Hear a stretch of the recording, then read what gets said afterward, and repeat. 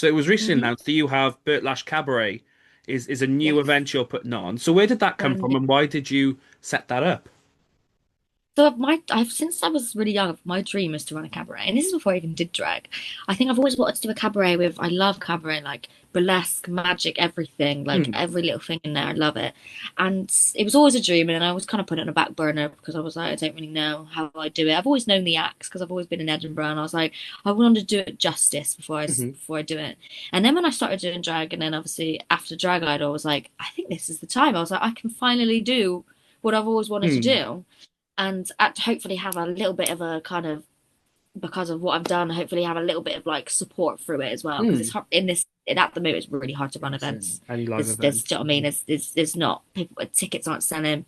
People are poor. I'm poor, and I get it. Like it's really tough. So I think I didn't want to just kind of start a random event, but Hmm. I. So, but the name comes from, so obviously it's like a Burt Lash cabaret, Burt Lash. Hmm. Hopefully that comes through. I actually don't know. Does that read? Yes. Does that read? Okay, good. Good.